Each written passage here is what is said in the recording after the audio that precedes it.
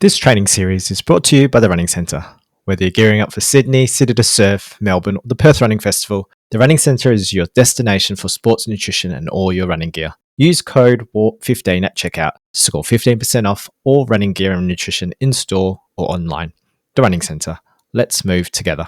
This training series is brought to you by Bix Nutrition and the newly established Reach PB Sports, supporting the likes of Stuart McSwain, Matt Ramsden, Rose Davies, and trail superstar Philemon Kiriago. Bix products deliver the perfect balance of carbs, electrolytes, and micronutrients with a light, clean, natural taste, ideal for endurance training, racing, and recovery. Reach products give you what it takes to push beyond your reach, setting new benchmarks, breaking them over and over again, redefining and reinventing your limits with the essential nutrition you need to reach higher. Use code WARP for 20% off your next order of Bix and Reach products.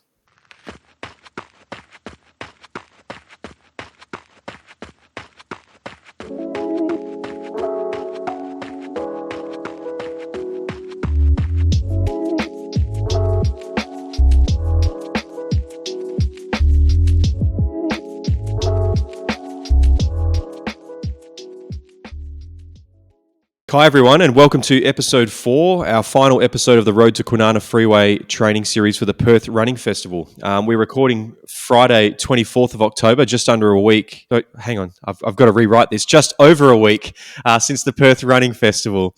Possibly our most successful training series yet, to be honest. It appears the curse of the podcast has been lifted. We've had some PBs, some podiums to discuss, and we'll review the event itself and hopefully hear what is next for everyone in the summer months ahead.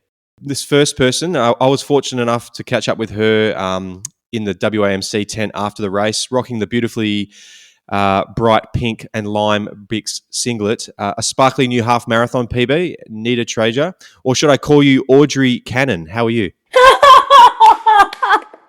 I thought you weren't gonna spot it or mention that. Oh my god. There's a story behind that. Please elaborate. Yeah, so I have never missed registration ever since my very first official race a couple of years ago.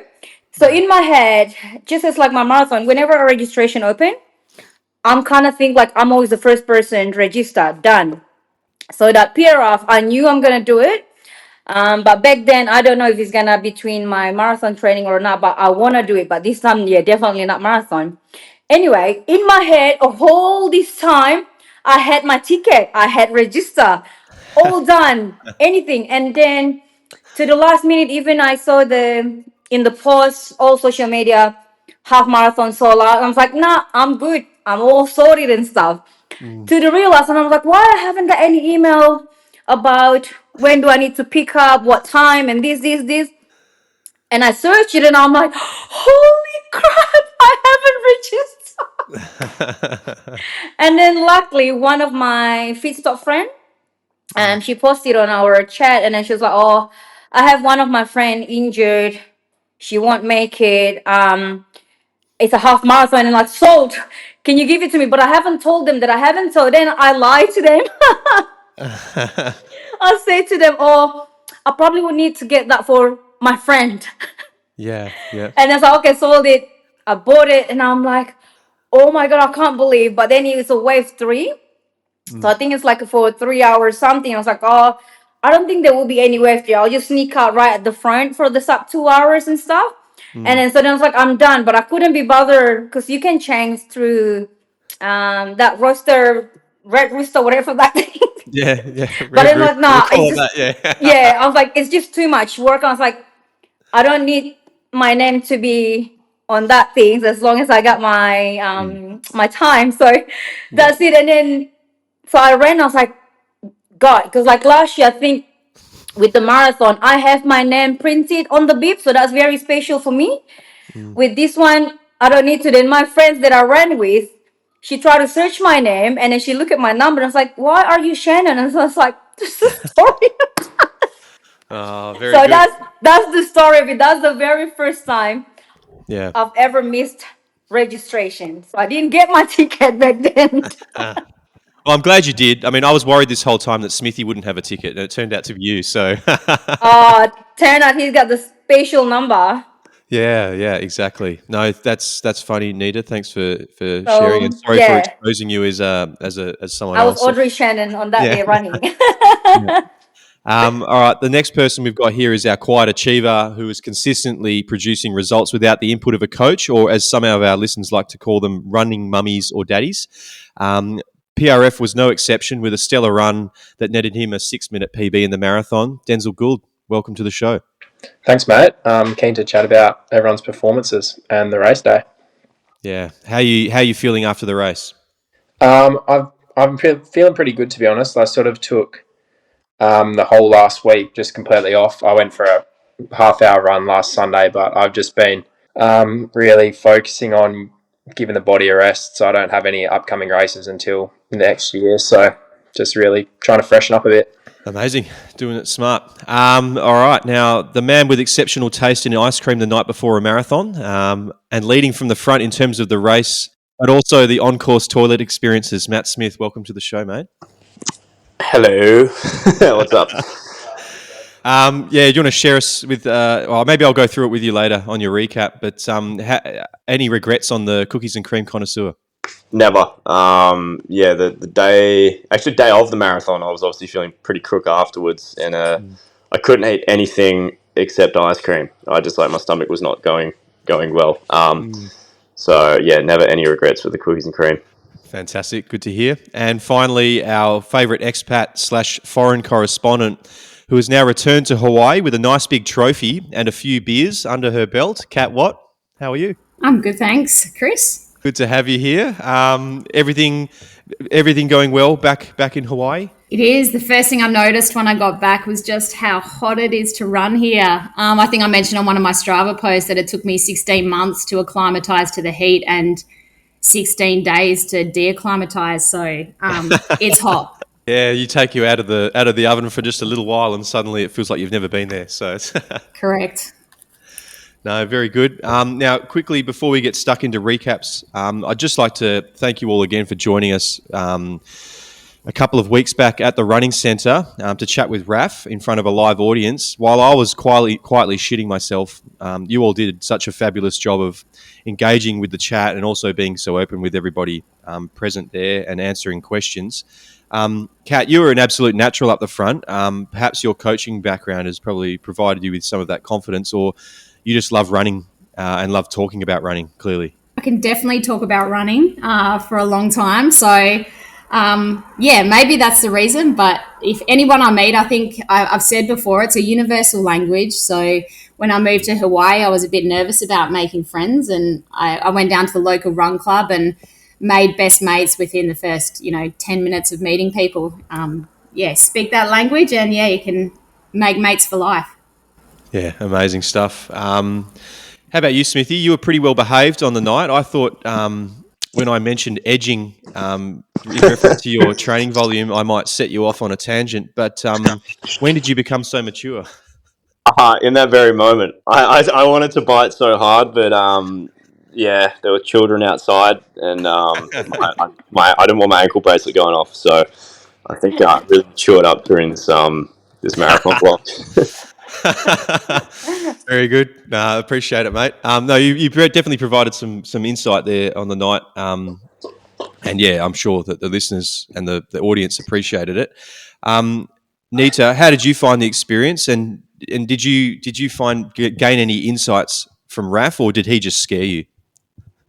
No, I was so mesmerized listening to everything he says because that's all new for me. Like, not new, but it was just really good. What do you call that? Income for all. I thought I was gonna fall asleep listening to him, but I was actually like, he knows what he's doing. And then I just like to listen every single thing he say because I think I took so much as something to learn from whatever he say, from like all his experience and stuff. And for me, I mean, like, I know I'm not as experienced as you guys, but whatever he say, for me, that's just like something new. But then obviously it's very like I needed that to listen for me myself, and then whatever he's saying, and it's just really good. But I really thought I was gonna fall asleep, but then I was like, wow, all he says was just so true. And then it's like it is actually in a real life about the runner, about what you're doing. Like, it's good. Yeah, it was certainly very engaging and applicable to everybody. Yeah. Any ability. Now, Denzel, I think Jackson Lemon asked you a great question regarding the role of running in your life, to which you gave a pretty good response that actually resonated with a lot of people present in the evening.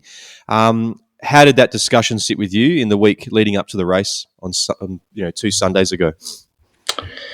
I actually had a really flat out week leading up to the marathon. I had a lot of stuff going on just with life, as everyone usually does.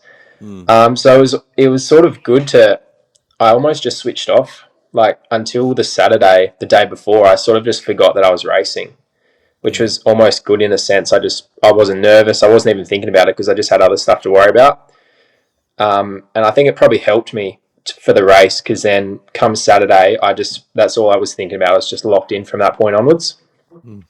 Awesome. No, good stuff, mate. I appreciate you all getting out there, and obviously thanks to Sam and Raf for hosting us. It was heaps of fun, and hopefully we get to do that again sometime in the future. Now, race weekend. I'm going to start with you, Nita, because I know you have to.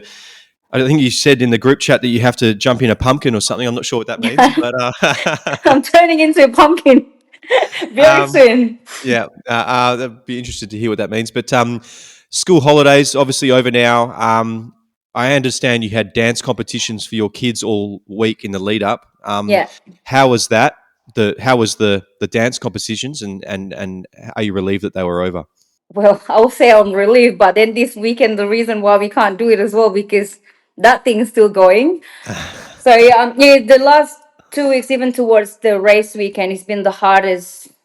I won't say the hardest, but it's just like I missed a couple of runs just because of the girls got this dance com, which is I need to get them ready like 5 o'clock in the morning to get the hair done, their makeup done, to be ready in certain place by 7 or 8 o'clock. So that took all my time or my running time, and then by the time we come back from all those dancing thing, it's like it's dinner time. So I don't have a time to do running. That's why with the PRF, because I know it's just a part of my Singapore marathon training, but in my head, because I'm already set the goal, I wanna aiming a PB, even just by 1 second. So it's stuck in my head, and I'm like, it put a pressure because I don't think I've run enough towards that because of all these kids dancing. But then I'm like, I'll give it a shot. Worst scenario, I probably will just cry again. But I didn't cry, and I won't want to say the PB on the things because I think we run. Is it 300 or 400 meters more? Well, I mean, the course is measured, but yeah, your GPS ends up running a I little know, longer. but then I'm like, is it GPS because of we're in the thing? But when I arrived, before I entered the Optus Stadium, because I look at my watch and I was like, this is 21.2 and I've got 153. That's a PB, but then we haven't entered Optus yet. That's when I do sprint and hit my PB. Well, officially on the paper, I got it by 20 seconds, but my Strava, I've got it by 2 minutes. So I'll go with my Very good. Strava. Whatever makes you feel good. Yeah. Oh, PB is a PB.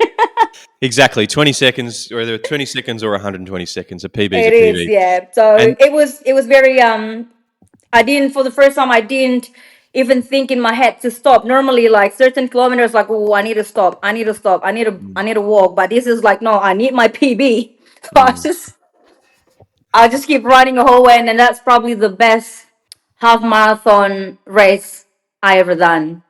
No, yeah. I mean, So I was looking at your splits actually, and they were super consistent throughout the yeah, race. normally, Chris, after 17 kilometers, I'll go zoop and then go up and then down again. But this time, that was the best. I was very happy. Yeah, I was awesome. very happy. No, very well executed. I think last episode you mentioned that you were doing it as a workout. Now, like, was it? Did you end up sticking to a plan like that, or did you just run consistently throughout the race? Just run consistently, because like originally on my program, I was meant to do yeah, like a standard 15 kilometers, and then to watch the last 5 or 6 kilometers, I have to do like fast, easy, fast, easy, fast, easy. And then yeah, after the live podcast, Claire listened to it, and then she texted me because I was too scared to text her.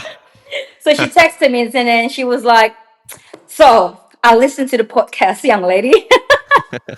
We need to talk about it." So then, like, yeah, I did say to her, I would like to aim in certain PB, and then she said like, "Yeah, you just got to remember this is just a part of the training." But I was like, "Yeah, but I still want a PB."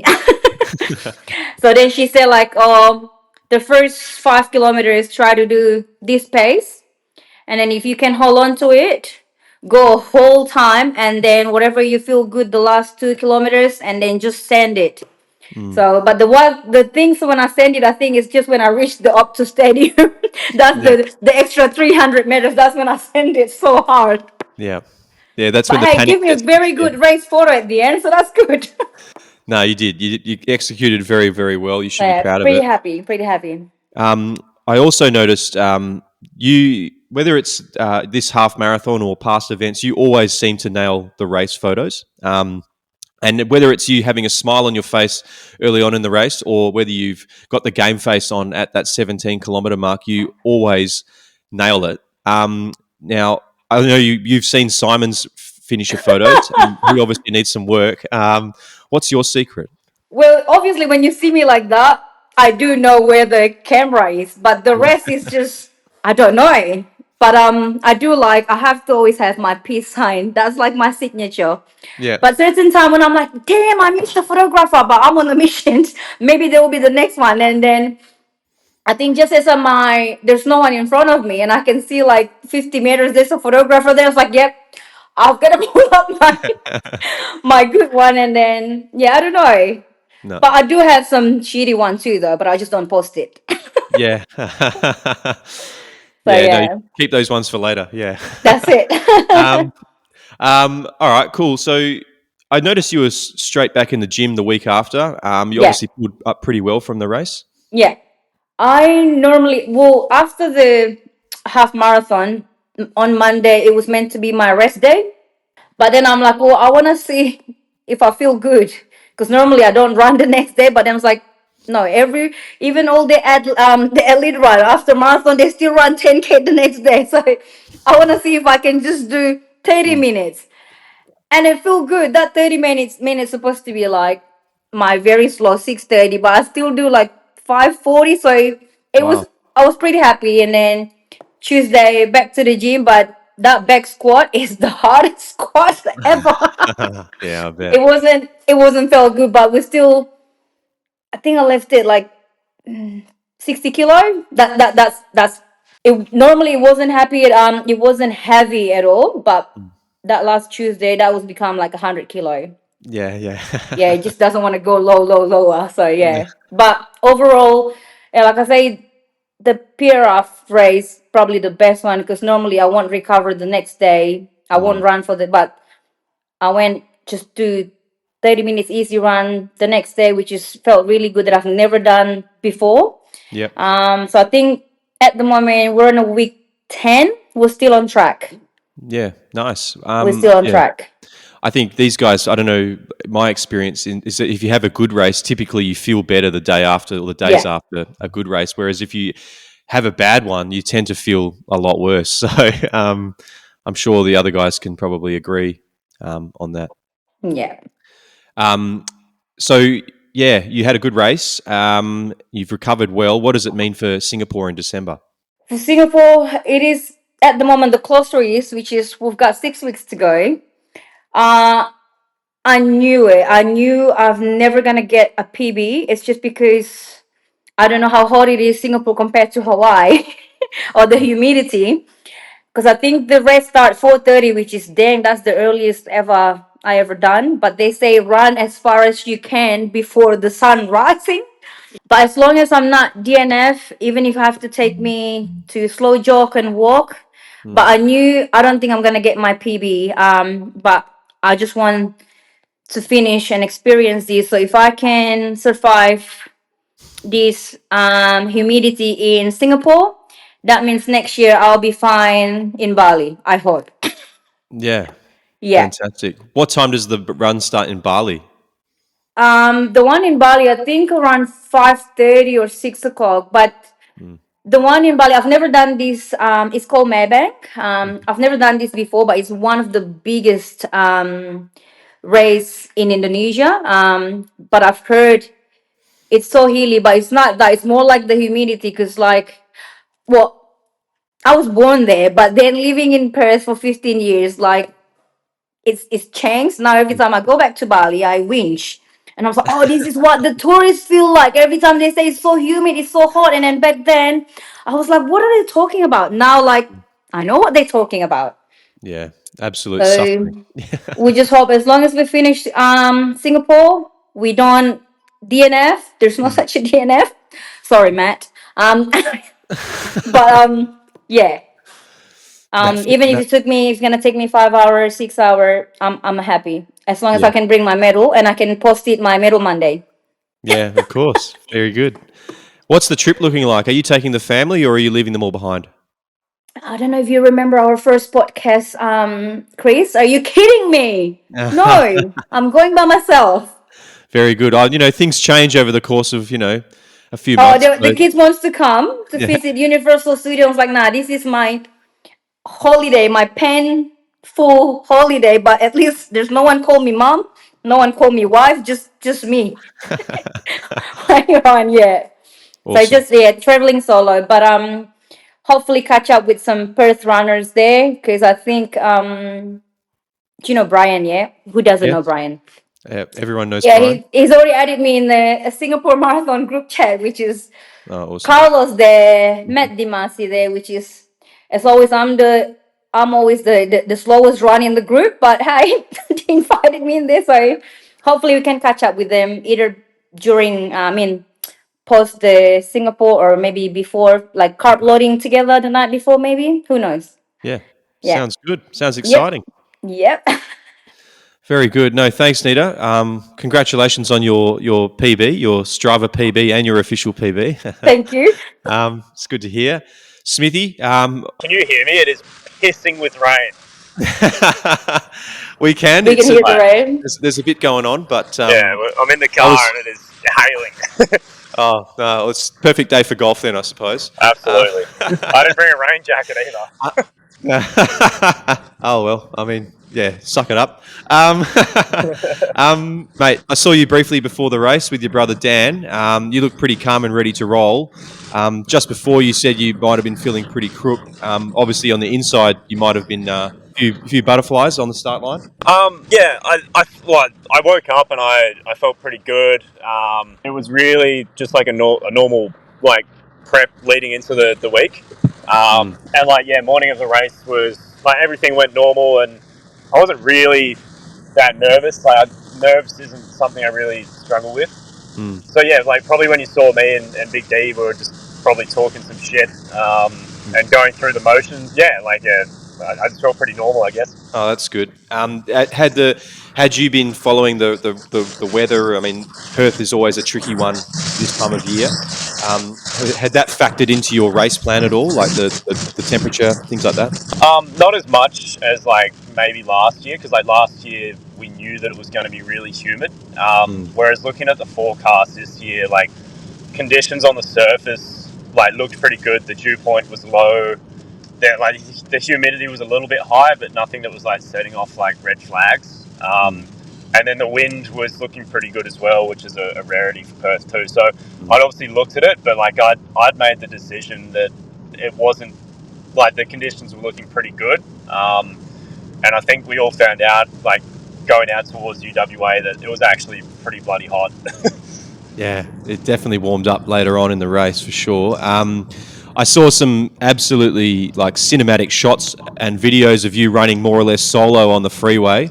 At one point on Graham Farmer Freeway, you were pretty close to Paul when I saw you. How did the race unfold for you, and when did the tummy become a factor? I was pretty much solo from the start. Paul, the Kenyan bloke that won it, he went off super hard at the start. He would have been running sub 3 minute pace for the first 3K. Wow. And obviously I'm a pretty good runner, but I'm not that good.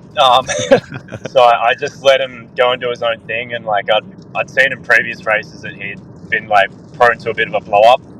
So like my hope was I'll just go and do my thing, and hopefully I'll see him later in the race. And so yeah, I just went about running like sort of 3:15s, so 3:18s, which was the plan. And I felt really good. I felt really good at halfway still, going up the freeway, and I was starting to catch him running down the like south towards Canning Bridge, and I was like, oh, I've got a sniff here. And then I sort of like switched off and was like, because there was a bit of a headwind going south.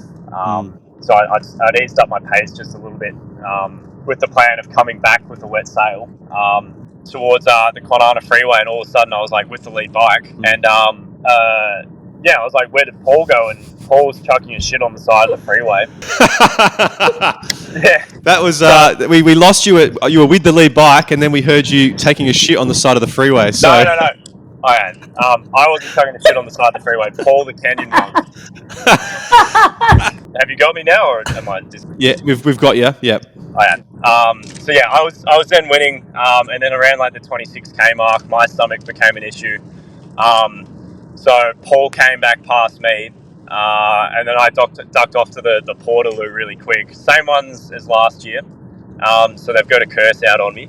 Smithy, maybe drop the video, mate. I think the video might be causing a bit of lag. All right, maybe come back to me in 10 minutes because I'll be in Busso then. Sicko. All right. Let's cut to Kat.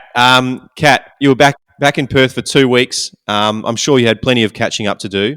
Did you actually have any time to relax? And how was your prep leading up to the race? Not much time to relax at all. The prep was actually pretty good. So the week before the race, I ran about 120 kilometres, which was in fact the peak week of my New York build. The only problem was I was meeting up with people for dinners and lunches, and so my diet kind of went out the window.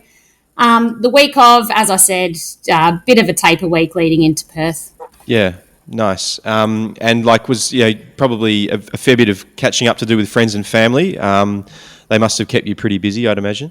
Yeah, that did keep me busy. It kept the mind off the race, which is probably a positive thing, but sometimes it also is associated with a couple of beers, which is probably something I wouldn't usually do in the week leading up to a race, but I kind of made an exception for this one. Yeah, I mean, it's not often you get to come back home and enjoy yourself, so I don't blame you. I assume the week leading up to New York Marathon, you're not going to be drinking beers all week? I don't know. Well, I ended up having a pretty good race at PRF, so I might consider it. Hadn't given it. Yeah, it's true. It is carbohydrates, as long as you can stay hydrated. So, yeah, it must obviously at TRC you mentioned, I think you met Beck Bolster before the record, and you mentioned that she might put you to the sword, which it turns out that she absolutely did. She ran a really quick 1:19 that morning, but it looked like you executed your race plan perfectly. Absolutely metronomic splits to run a 1:24:14. Take us through your race. Yeah, so it's funny you say that because on the start line, I was kind of having a bit of a look around to see who the competition was. As I said, I probably wasn't too bothered about where I'd place, and I really did not think I would make a podium with what I thought I was capable of running. So I was very lucky that the field wasn't deep. I did actually have a word to Beck on the start line, and I said that I think she has this race wrapped up, or that something like, I don't think you're going to be challenged today. And I ended up being right because she won by over 5 minutes, which is just, exceptional. But yeah, on my warm-up, I thought my legs felt pretty good. I said that to a mate I was warming up with. I think today's going to be a pretty good day. So yeah, I took off. The aim was to run between 3:55s and 4-minute Ks, and that's just what I did for the first kind of 5Ks of the race. I came up alongside the girl who eventually came second, and I ran with her pretty much the entire way. Just ticking off 3:55s, 4-minute Ks. She was talking to me a bit, actually. So, and as I said to you, Chris, I'm like, I don't talk at 4-minute Ks. So I was pretty surprised, and I thought, this girl's doing it pretty easy. I certainly wasn't doing it easy, but I also wasn't going to the well. I just felt like I had a job to do, and I wanted to just go out there and execute. We got to about 2 Ks to go, and I thought, I'm going to get on the podium. I knew that I was in second and third. I was really hoping for second, don't get me wrong. And with about 2 Ks to go, the girl I was running with, and forgive me because I don't know her name, I think it may have been her first half marathon, very young girl.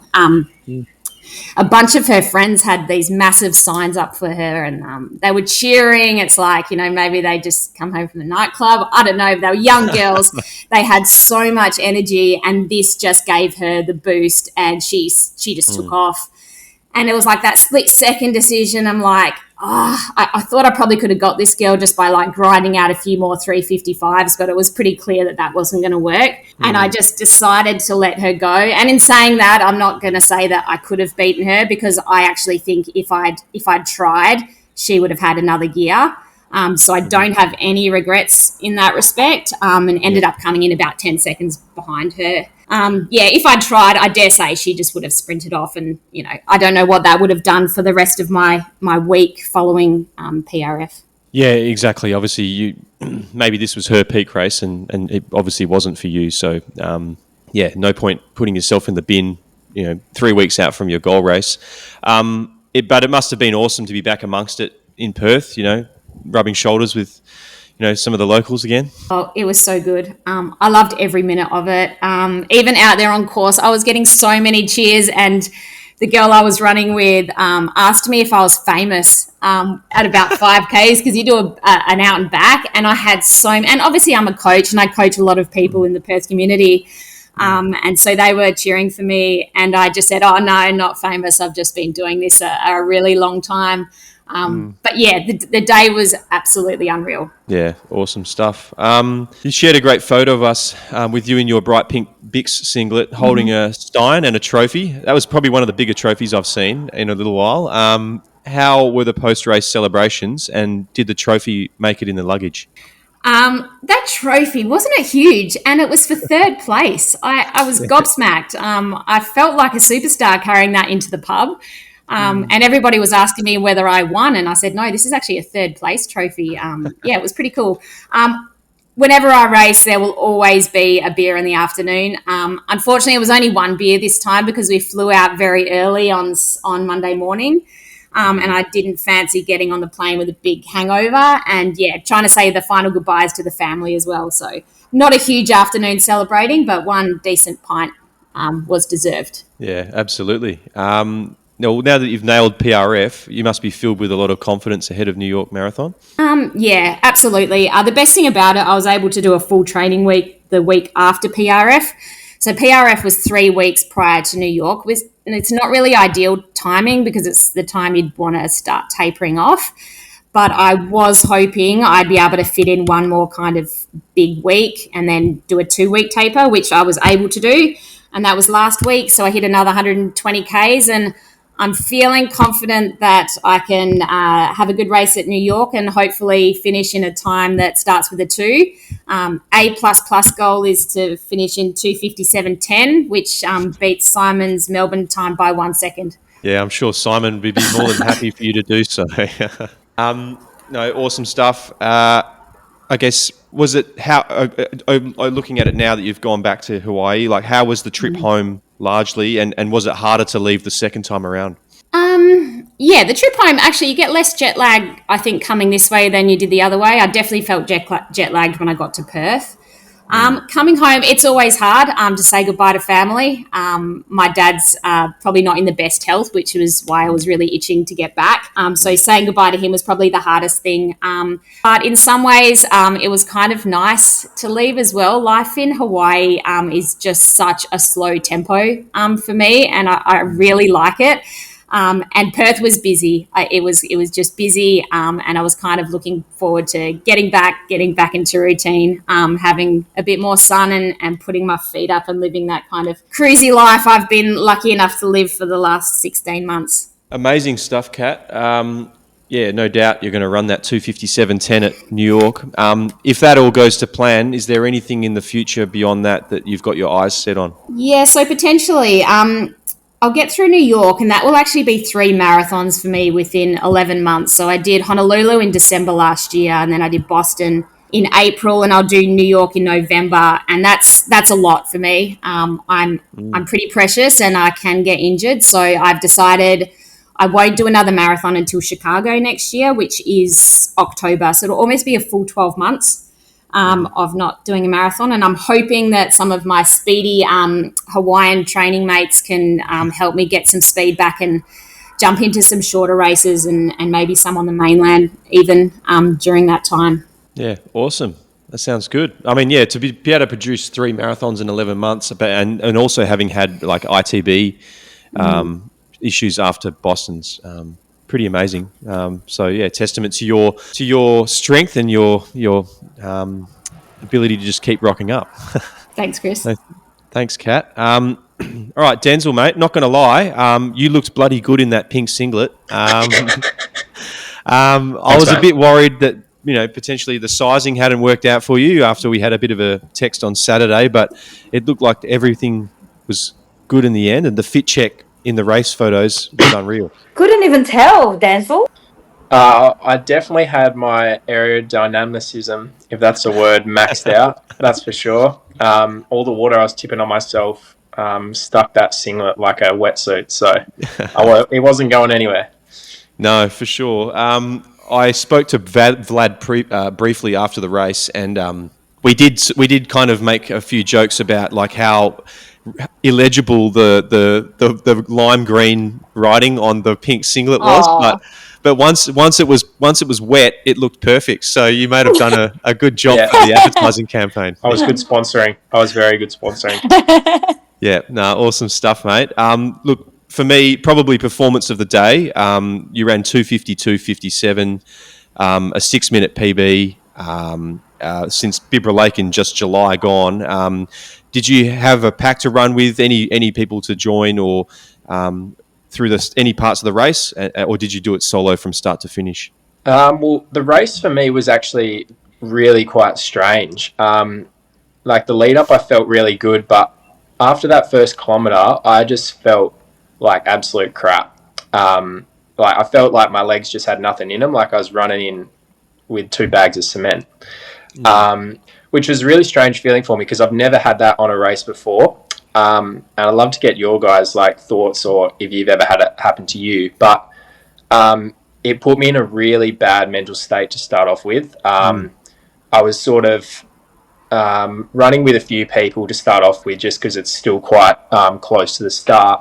And like even 5Ks in, all I could get, the only thing that was in my head was thinking about that bloody freeway coming back and my legs just giving out exactly like they did last year at about 27 Ks. I blew up there and that's all I could think about. And so I was running by myself from about 8K. And that was really tough. And I was just trying to tell myself that the reason my legs feel like shit is because the pace is actually just too easy.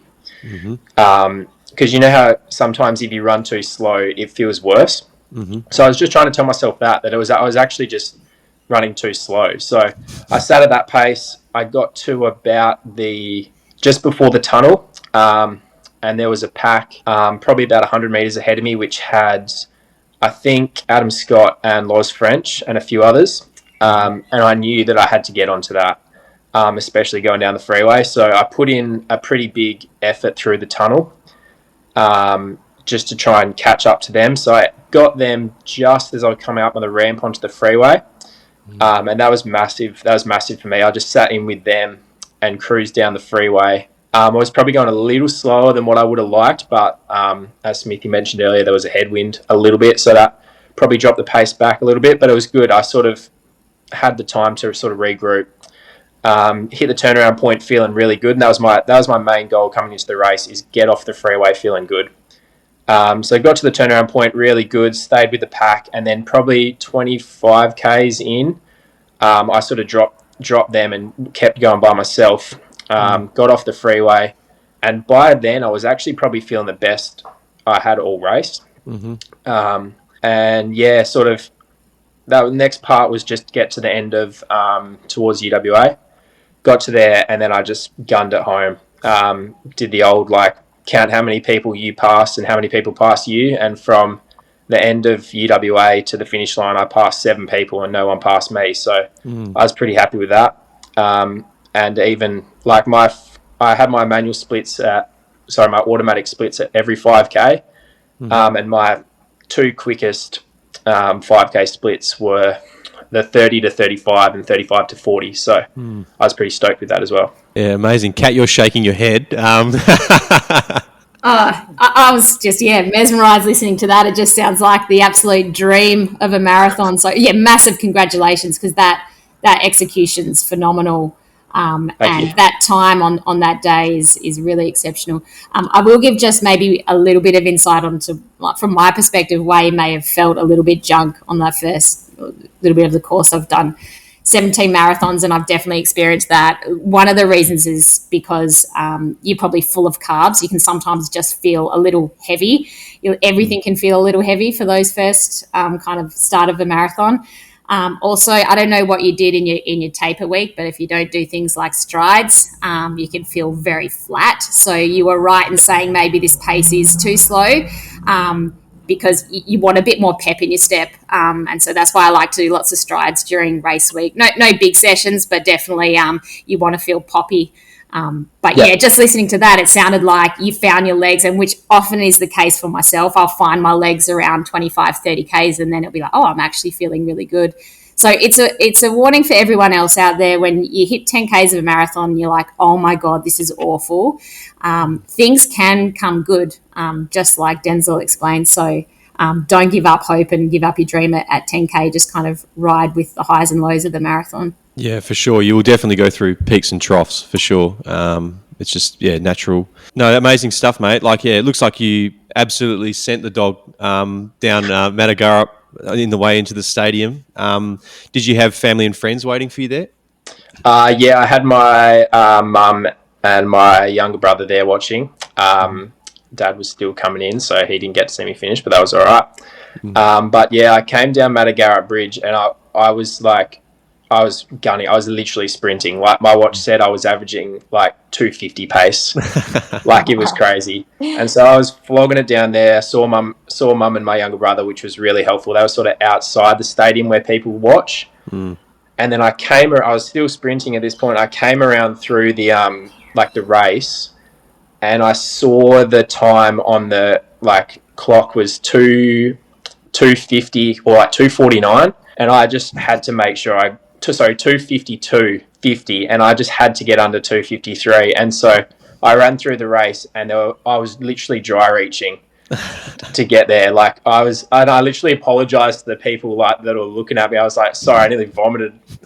You watched me vomit, my race photos were pretty good. I was pushing pretty hard, so. Oh, you'll have to share them with us, I think, just to see some of those finish faces. They're the best ones. Yeah. Sometimes.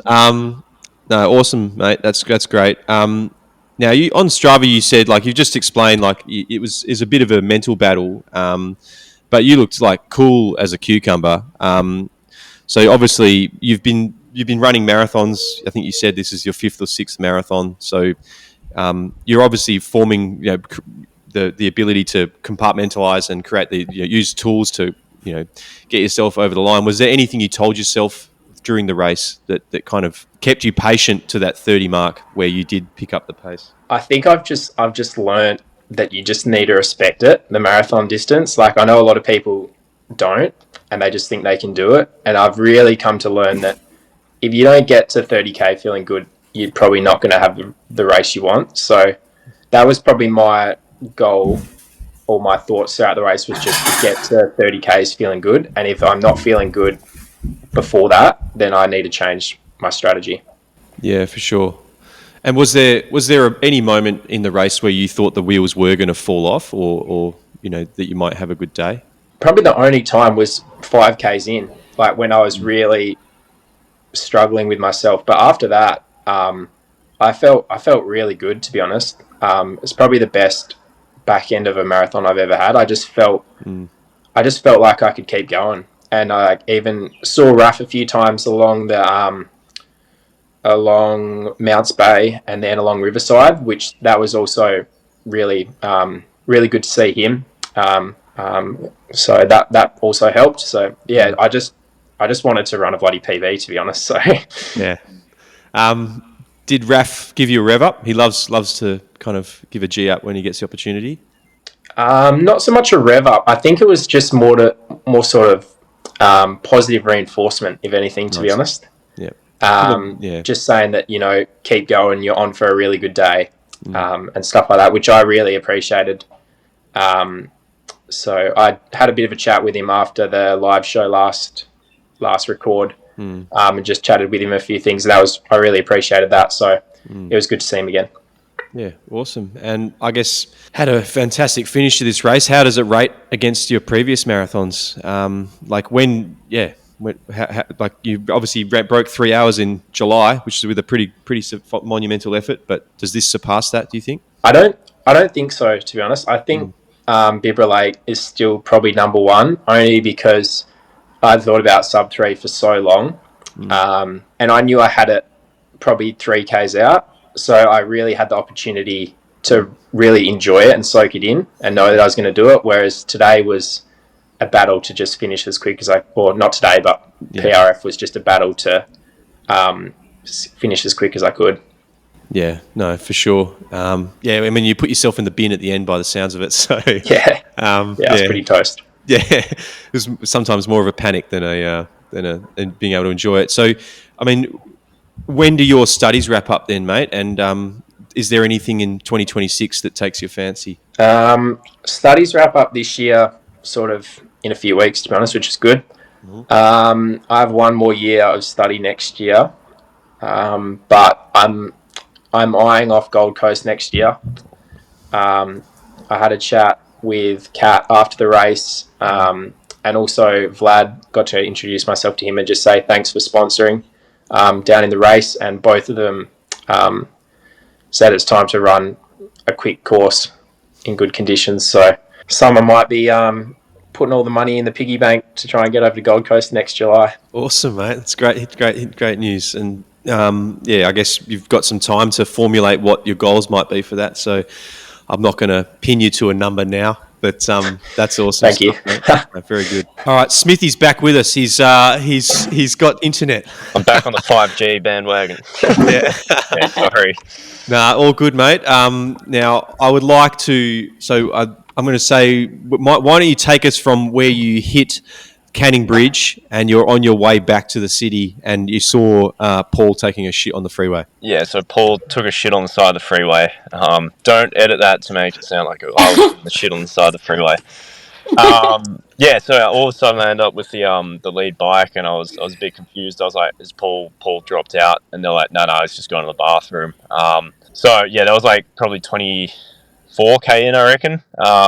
And then I was feeling really good. Like I was having a really good day, and then obviously doing the U-turn on under Canning Bridge, I then got the tailwind on the way back, and I started like running pretty quick again. And then the old curse of the Royal Perth Golf Club Portaloo struck again, and I went from feeling really good to my stomach feeling really bad really quick. So like to me that just means like the gel went straight through me, and we've figured out why that was. But I ran into the toilet, 15-second shit, came out, world record poo time, and then got straight back into my rhythm. Like my legs were feeling like awesome still, so just like started chipping away at the gap again. Was catching him all the way to UWA, and then I had to go again, like same sort of thing, like was feeling really good and then went to really bad. So that's obviously when the second gel came through, and then from there I sort of crawled under Narrows up through Elizabeth Quay to like the 10K start where the toilets were there, and then sort of, I'm not going to say jogged it in, but like I definitely took my time just getting to the finish, because at that point the PB's gone. Carlos was almost 2K behind me, and Paul was, now I couldn't see him, so I was like, I'll just make sure I get to the finish in one piece and don't become a statistic of people who have cramped and fallen over running up Matagorra Bridge. Yeah, there's plenty of those I've seen over the years. So at that point obviously you realised you you were kind of locked in for second. Obviously you probably wanted more from the race in terms of like a PB, things like that. I almost say like people, and it's going to sound like really selfish and almost like an asshole thing to say, but it's almost embarrassing for me to run a time like that, because obviously everyone sees, I think it was 2:27 at the end of the day. Like they see that on Strava and they're like, wow, that's fucking awesome. And like I understand that is for most people, but it's almost 10 minutes off where I wanted to be. So it almost feels embarrassing, all these people like telling me, oh, it's such a great run, like well done, you deserve it. I'm like, it was shit. So like, it's a weird one to reflect on because the legs themselves felt really good. Obviously some nutritional issues again. But yeah, I can't really sleep at night like feeling like I like earned the money or earned second place. Like I sort of just got lucky that there was no one else there. But yeah, we'll get it right and we'll come back again. And I haven't looked at another marathon yet, but yeah, it's sort of like a weird feeling. Like I don't feel any sense of accomplishment getting to the end in that sort of state. Yeah, totally. I mean, it's one step further than you got last year, though, right? I appreciate lots of steps further than last year. Yeah, for sure.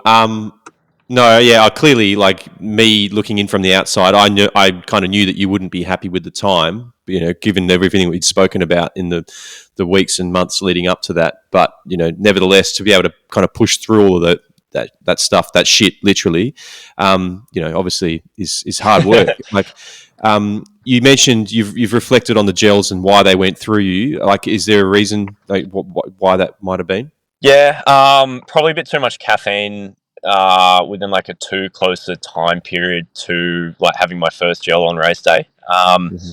So it's something that we can fix easily. Like I've done all my like really big marathon specific threshold work in the afternoon, but I don't have a coffee at like 2 p.m. Whereas when you're running a marathon, you get up at 3 o'clock, you have your coffee and your normal breakfast, and then you're having your gels like 2.5 hours to 3 hours later.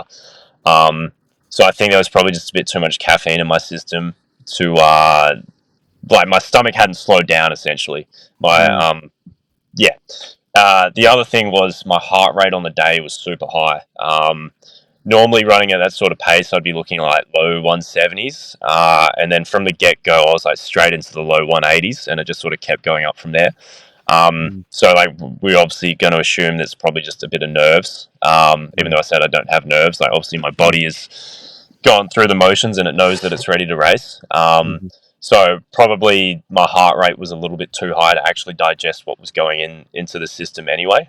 So I think it was a combination of those two factors because yeah, the fact that I went from feeling really good to really bad in like literally space of a K just to me means that everything has just gone straight through the system and arrived at the shit stop all in one go. So yeah, I think it's something I can fix. I can do more marathon specific work in the morning. Probably like half the amount of caffeine that I have in the morning, and yeah, go from there. And I think that will solve the problem. But only way to figure out if the problem is solved is to do another one. Yeah, for sure. Well, look forward to whatever that might be next year. Now, I think you mentioned, well, I don't think we really knew who was racing on race day, who was being brought in by, coming from overseas or from over east. When did, Paul, I think, won the race last year. Did you know he was running before the race or did you only see him on the start line? And did you get an opportunity to play mind games with him? Well, so he doesn't speak any English, so that's very hard to play mind games that someone you're just looking at and all they hear and see is ooga booga. Hit him with the Zaza and he was like, what? I thought there was going to be 3 Kenyans, but they literally fly in the night before the race is my understanding. So I think one of them got injured, one of them got sick, and then Paul was just the last man standing. So I knew that he was going to be there. But then, like, there's always going to be some, like, unknown guys that show up. So, like, we got to the start line and there was, like, this pretty speedy Japanese-looking guy. And we, like, obviously the Japanese are very, very good runners. But he ended up running with Carlos practically the entire run. So it's still pretty speedy. I think he ran 2:32, which is not slow in any person's book. But when I first saw him, I was like, oh man, like, is it one of these like 2:10 Japanese guys? But he sort of never came out. I was literally solo from the gun, apart from that very brief period where I ran with Paul before I had to go to the toilet. I was solo the entire way, which it's pretty boring. Yeah, no, that's rough. I mean, it is rough running solo, but like especially if you're at the front because you don't have anyone to chase. But yeah, but I sort of knew that I was going to be having a solo day, so like I guess I mentally prepared for it as well as I could. But yeah, it was just a lot of trying to think about nothing on the day, which works pretty well for me. Yeah, for sure. So yeah, obviously you had 220 or sub 220 in mind, and you haven't got anything in on the plans yet for next year. But like, does something like this drive you harder, or does it potentially knock you back a little bit? Yeah, no, it definitely motivates me. Because yeah, again, like the feeling of like embarrassment and disappointment obviously isn't a good feeling. So yeah, I'll obviously focus on athletic season now. I've got some unfinished goals that I need to get done on the track. But like yeah, it's sort of I'll be looking at a fast course in a fast race somewhere next year to get a good time. Just got no idea what it'll be, but yeah, I woke up literally Monday morning like motivated to get back in the gym or do something. Obviously had some time off, but yeah, I'm back into full training on Monday, and I'm just ready to go. Yeah, I don't like not training. No, for sure. So yeah, like summer track. What is sub 14 5K maybe? Yeah, sub 14 5K is literally the only thing I'm going to care about in my entire life, apart from my cat, for the next 6 months. It's the only goal that like it's going to consume me. I've been thinking about it for like 5 years, so now it's time to actually go out and do the work and get it done. I think I'm already in pretty close shape to doing it. Like the marathon block has me the fittest and the fastest I've ever been. So now I just got to like sort of make sure I get a solid 5-6 weeks worth of like track specific stuff in, and we'll find a 5K and send one to the moon, and I'll probably shit myself and run 15:30, but but then we'll go again. Well, I'm pretty keen to get that one ticked off, because that's really, for me, the last like final frontier on the athletics sort of, I don't know, athletics world that I give a shit about, and then I'll go back to fully focusing on running fast marathons and a really fast half on the roads. Yeah, I guess like running, like there's not many people in Perth that are running under 14 minutes in a 5K. Like, would you realistically be going over east to run something, or? I think I can do it here. That's part of the motivation. Is the only guy to do it in Perth from Perth in Perth is Matt Ramsden. And he's obviously run like a 13:20 or something here. And then there's sort of been a whole bunch of guys who have been close, like Ben Chamberlain got close but didn't do it. Luke Graves has been close, didn't do it. Mike Laurie has been close, didn't do it. I've been close but haven't done it. But I think like particularly Justin Rams now, there's probably me, Dan Canala, Max Shervington, Josh Nearvort.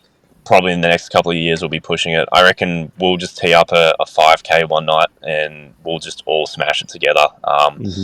I probably will go over east and do one, but then the expectation will be to go quicker again. I'll just sit on Stewie McSwain and suck his ass for 12 laps and go around him with 200 to go. But yeah, like I think I want to be at least the second person to do it in the state, and if not, just be like still one of the first if the other boys do beat me to that mark.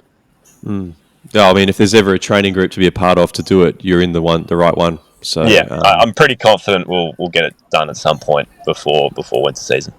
Yeah, awesome, mate. Good stuff. Thanks for being a little bit unhinged and very honest. Appreciate it, mate. Always. That was a 2 out of 10. I was actually like, we've just got to breakfast. So I've been waiting for Matt Rams to come like put his ass on the window, but it hasn't happened. So I'm sorry, I got no that's okay. PG content for you. We've lost Nita, so she's had to get to work. I was going to go as well. So yeah. I'll let you go, Smithy, because I appreciate your time, mate. Go out there and have a good round of golf, and hopefully it stopped hailing down, mate. It has. Well done to you guys. Great runs. It's been a sick thing to be a part of. Yeah. Legend. Thanks, mate. Thank you. Yeah. Bye. Yeah. All right, Denzel and Kat, it's back to us. I think we had you guys together last time. So, I wanted to quickly run through the Perth Running Festival as an event and just like get your thoughts on what the festival is doing right and what things it could be improving on. I think Vicky and I recorded an episode in the week after, and I provided some of my insights, but I know that you might have some of your own. So I've run it on 3 occasions now. I've only ever raced it once, but I've run it on 3 occasions, and there definitely have been improvements over the course of the last 3 years, but I think there's still a very long way for it to go in terms of competing with things like Melbourne, Sydney, Gold Coast. Even Ballarat, by all accounts, is doing a really good job at the moment in its only its second year. I guess I'll put it to you first, Kat. You've run this race a few times now, whether it be the marathon or the half. What is it about this race you like, and what could be improved? Yeah, I agree with everything that you were talking about last week, Chris. I was on a run listening to the podcast, kind of nodding away, particularly the kilometre markers, because as you mentioned, I lost GPS in the tunnel, and I had no idea how. I knew that I was going to run short, but I had no idea by how much. I was able to reset my watch and kind of get back on pace, but I didn't know what overall time I was going to run or how far I was going to run, which was quite irritating for a big event. Local little events, I just would have got over it. Luckily, I had some people to run with and had some idea of how fast I was going and where I was at. I definitely, you need the kilometre markers in a big race like that. Secondly, I applied for a priority start. Maybe it was a little bit cheeky. I was expecting to run a 1:24. I don't think that really deserves a priority start. But I remember one year I got a priority start. It was when the WAMC were running the event. So that was in 2021. And it was absolutely unreal. So we got our own kind of warm-up space, our own room. It was also the year that Jess Denson came over and ran that 2:25. So I did get to rub shoulders with her, and I got a place to store my bag. And I thought, if it's anything like that, your own toilets, then it would be worthwhile. And obviously you get a place at the start of the race as well, so you don't kind of get impeded on the start line.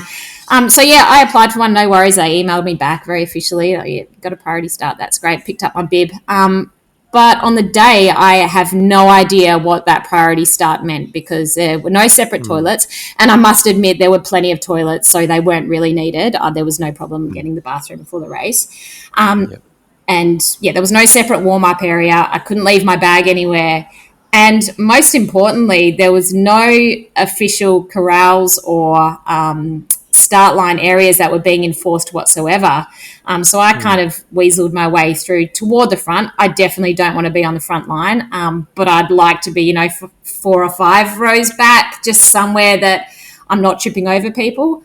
And there were a couple of people that were standing very close to the front line who I could probably tell weren't going to take off any quicker than maybe 6-minute Ks, and they didn't take off any quicker than 6-minute Ks. And in some ways, I don't always see it as their fault, they should know to move back, because some people don't. Some people don't understand that there is a race going on up the front. It's the organisers that should enforce that. So that is kind of one key area they need to do a little bit better.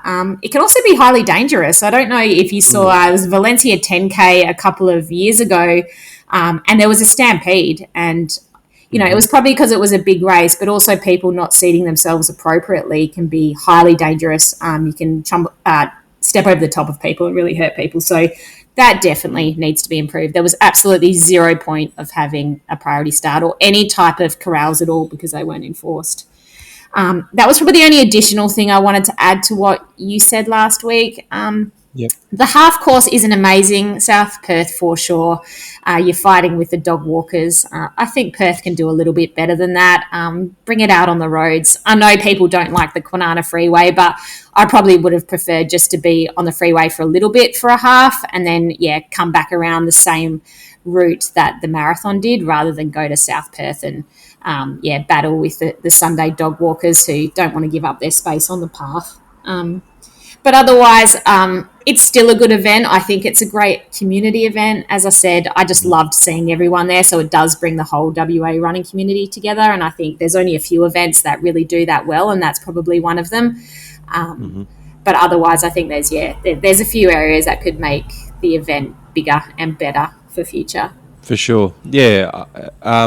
Reflecting on your comment about the half being on the footpath, It does seem that they're like across the 10, the half, and the marathon. There are kind of it does seem quite convoluted in terms of like there's a whole different course for the marathon as there is for the half, as there is for the 10. So yeah, trying to consolidate those somehow and being able to, you know, reduce the number of road closures or reduce the number of deviations from a course would be really handy. I know there's been a lot of complaints about Melbourne Marathon and where you've got half marathoners converging with marathoners.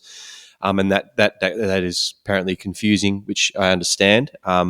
You know, it does mean that, you know, it consolidates all of the supporters, the spectators, all along the same course rather than having to like, okay, I've got a friend who's running the 10, so I have to make sure I'm over here, but I've got a friend who's running the marathon, so I've got to be over there. So, yeah, that would certainly help. And, yeah, running on the footpath on the major running event of the year, you know, isn't really what you're after in terms of an experience. Denzel, how about you, mate? Anything to add from a improvements perspective, or was there something you think was outstanding on the day? Well, I've got quite a unique little gripe. So I wandered over to get my bib on the Friday or the Saturday, whenever it was. And I had to go and get my girlfriend's half marathon bib as well. And she'd sent me through her QR code to just, as you go up, show them that, and they scan it. I didn't have a QR code. I didn't get sent a single email at all, like full stop. The only emails I was getting was like, oh, marathon has, completely sold out. Last chance to apply for the 10K. I didn't have anything. And so I was like, shit, have I forgotten to sign up for the race? And so I had nothing. And then I had to go up to him and like explain it and said, look, hey, I don't have any emails or anything. I don't have a code. I don't got diddly squat. So they had to search up my name and then they like accepted me through that. So it worked out in the end, but it was just unnecessary stress that I, had to go through. Like I went through all my bank statements from the start of the year and I actually found that $170 deduction. So I'd signed up, but yeah, it didn't show up on Race Roster or anything. I think it can't be that hard to just send you an email saying you have registered for the event. This is your code, sort of thing. So I don't know if anyone else had that issue, but yeah, that was something for me. Yeah, that was quite. Yeah, that would be stressful, definitely. I mean, that would make 3 people on this podcast series that might not have had a ticket, which... Exactly, yeah. And I was thinking that, I was like, great, me and Smithy aren't even going to run it. Sweet. Yeah.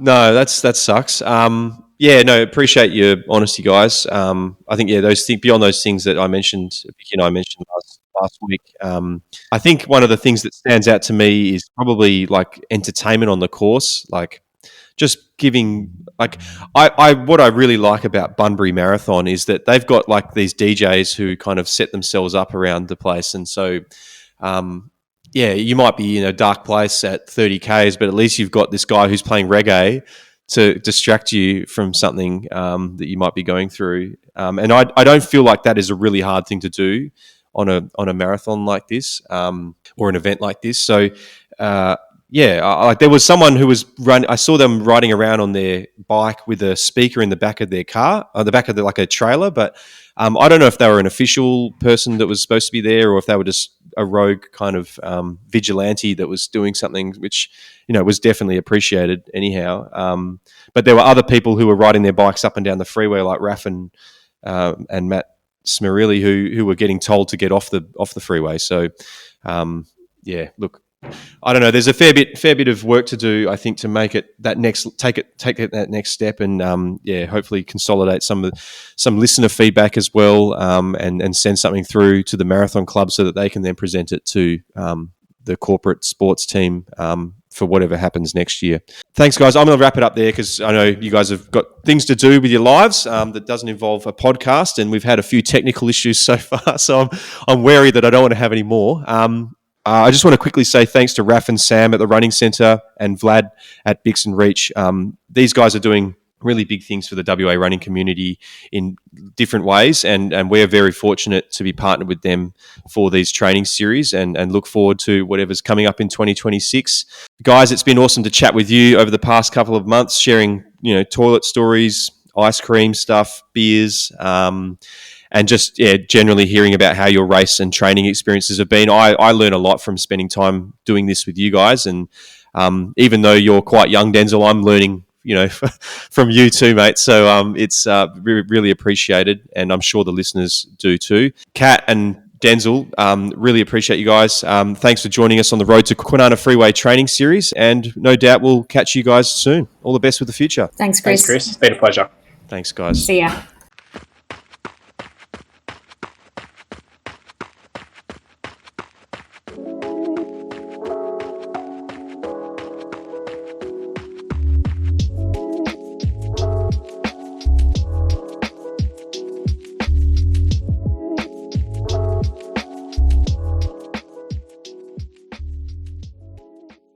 This training series is brought to you by the Running Centre.